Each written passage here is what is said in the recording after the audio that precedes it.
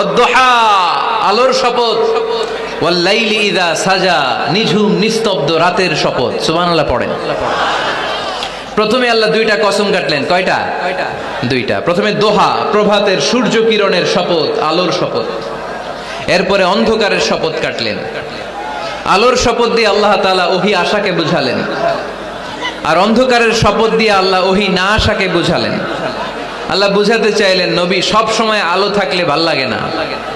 24 ঘন্টায় যদি সূর্যের আলো, এখনো সূর্যের আলো, সকালেও সূর্যের আলো, খালি আলো আর আলো, ভাল লাগবে?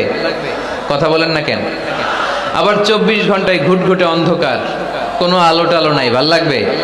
তার মানে জীবন চালাতে আলোরও দরকার, অন্ধকারেরও দরকার। বিশ্বনবীরে বুঝাতে চাইলেন, নবী ওহী আসা যেমনি দরকার, মাঝে মাঝে ওহী বন্ধ রেখে আপনার একটু বিশ্রাম দেওয়া দরকার। সুবহানাল্লাহ পড়েন। সরকারি চাকরি যারা করেন, সপ্তাহে কয়দিন জব করেন? জোরে বলেন। 5 দিন। বাকি 2 দিন কি করেন? বিশ্রাম নেন, ছুটিতে থাকেন। 7 দিনে যদি কাজ করা লাগতো, ভাল লাগতো? কথা বলেন না কেন? ভাল লাগতো না। আবার 7 দিনে যদি ছুটি থাকতো, ভাল লাগতো না। তার মানে কাজেরও যেমনি দরকার, বিশ্রামেরও দরকার, ঠিক কিনা? আল্লাহ বুঝাতে চাইলেন, নবী কাফেরদের কথায় কান দিবেন না। ওরা বলে আমি আপনারে ভুলে গিয়েছি। না না, কশিন কালেও না। আমি আপনারে কেমন করে ভুলে যাই? আপনি আমার বন্ধু।